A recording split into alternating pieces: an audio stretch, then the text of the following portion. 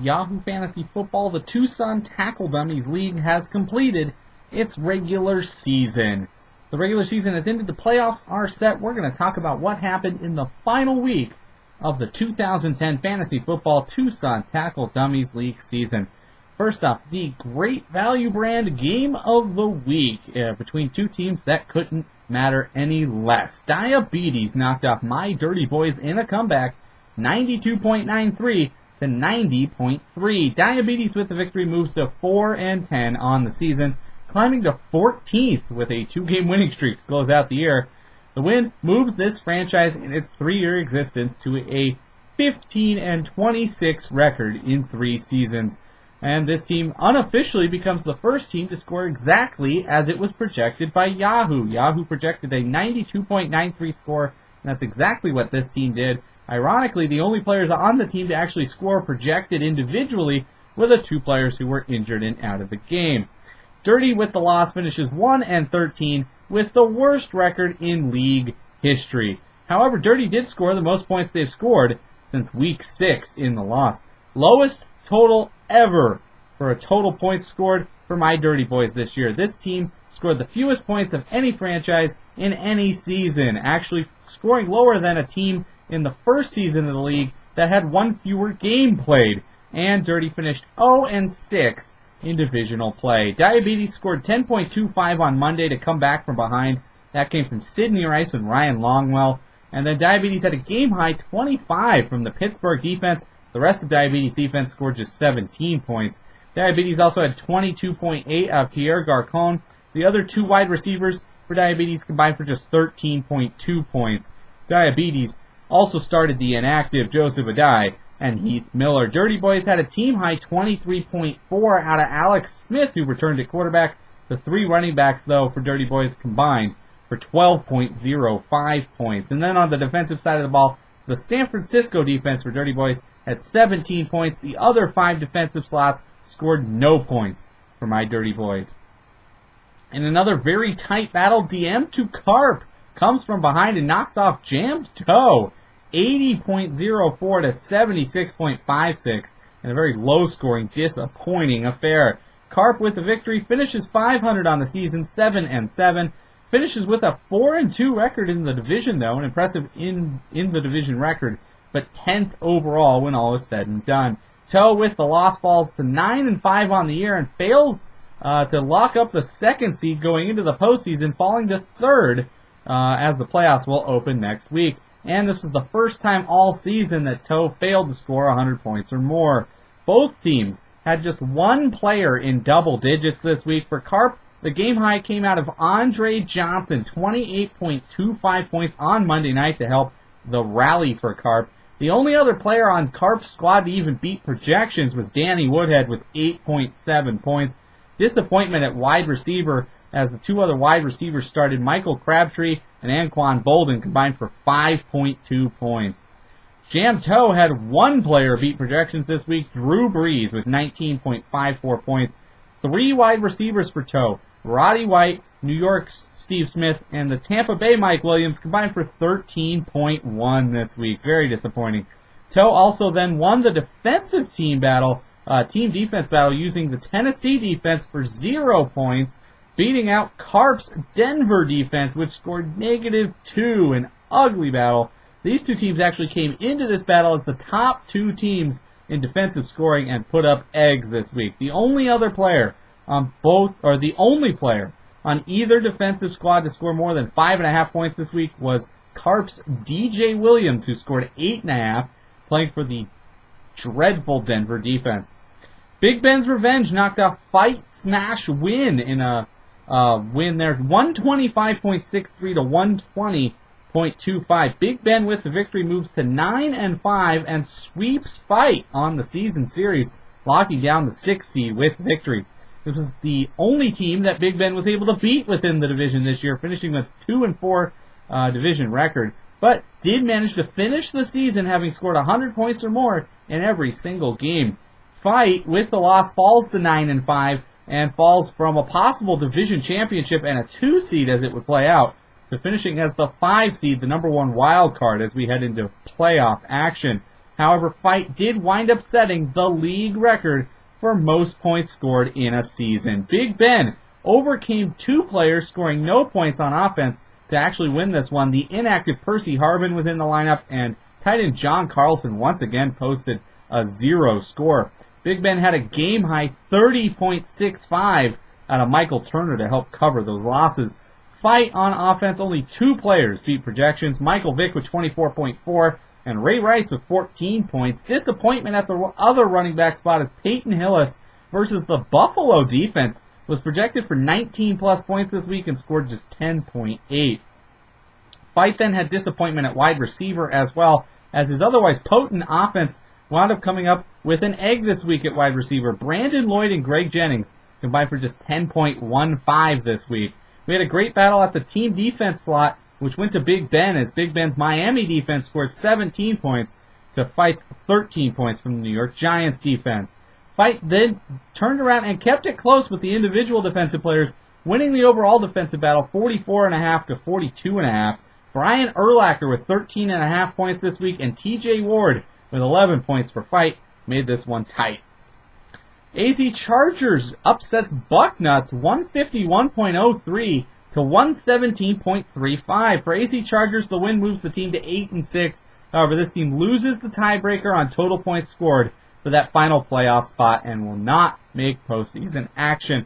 However, this was AZ Chargers' highest score of the season and the highest score of any team this week, so picked a perfect week to have a great score. Unfortunately, it was too little, too late. Bucknuts with the loss. A bit of a spoiler there for AZ Chargers picking up the win, as Buck finishes 9-5 and could have locked down the 5 seed with a victory, but instead will go into the postseason as the 7 seed and facing the two-time defending champion Delicious Pancakes to open the playoffs. But this was Buck's first loss of the season at full strength all season long. AZ Chargers got help from everywhere this week. 9 players beat projections, including a team-high 23.1 out of wide receiver Dion Branch. The 3 running backs for AZ Chargers, Mike Tolbert, Brandon Jacobs, and Mike Goodson, combined for 48.34 this week. Buck had a game-high 29.14 out of Deshaun Jackson, and then 20.76 out of Peyton Manning. But Buck also started the inactive Dez Bryant this week. AZ Chargers then won defense 46.5 to 31, as defensive backs Troy Polamalu and Quentin Michael combined for 26.5 points for AZ Chargers. Bucknuts, the lone defensive player who beat projections this week, Julius Peppers with 9. Delicious Pancakes holds off Is This the CFL? 128.43 to 86.39. For Pancakes, the team 10-4, locking up the number 2 seed, the only the second team to finish the season with double-digit wins, and locks up the 2 seed in the playoffs for the second straight year.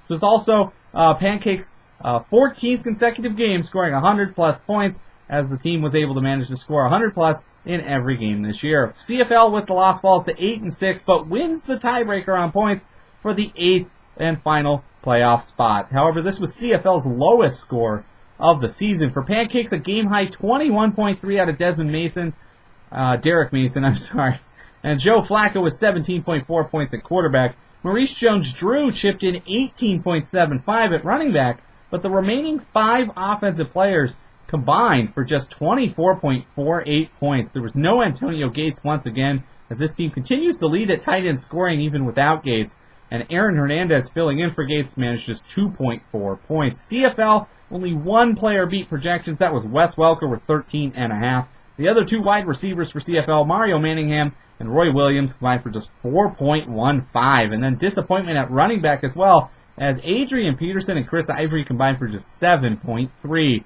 CFL also wound up getting outscored by Delicious at very low scores in both positions.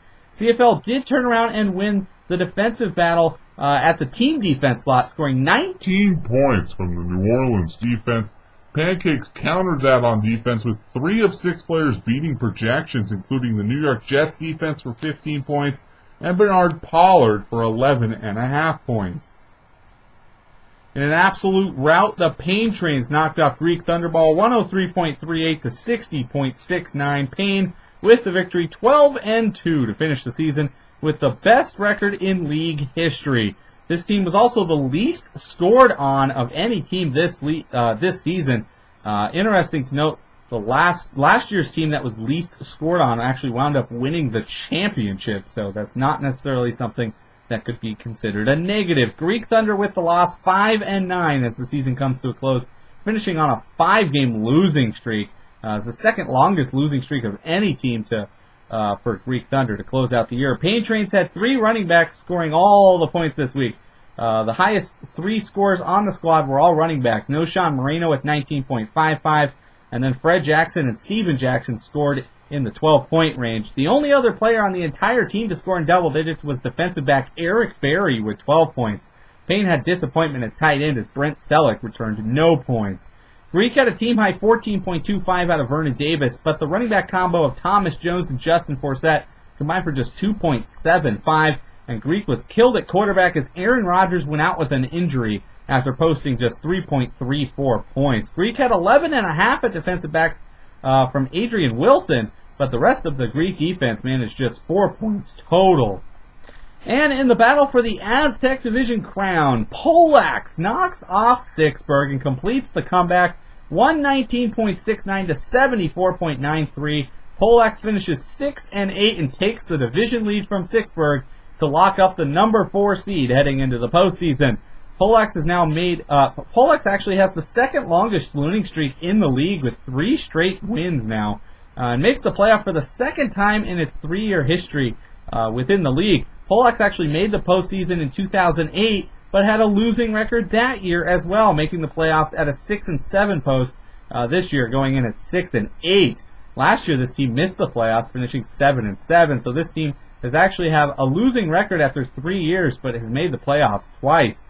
Berg, with the loss, falls to 6-8, coughs up the division lead for the first time all season, and the loss drops this team from 4th going into the playoffs and playoff potential to 12th overall, and the season over. This team started 4-0 and lost 8 of its last 10 to close out the year. Polax had 8 players beat projections, a game-high 18.75 out of Ahmad Bradshaw. Polax had the 2 tight end set with some success this week.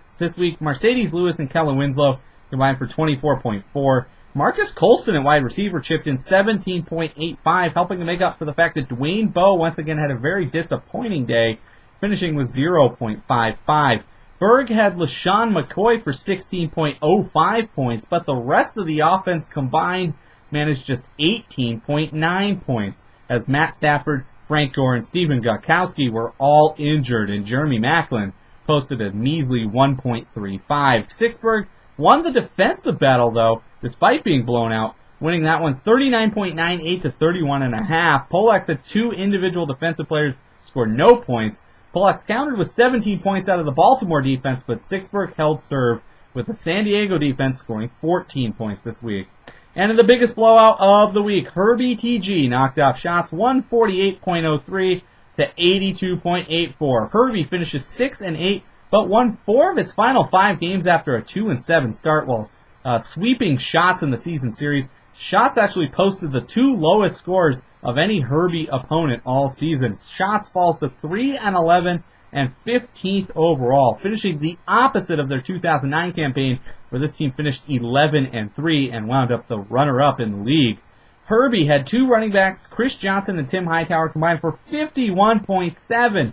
The Shots' entire offense had just 55.34.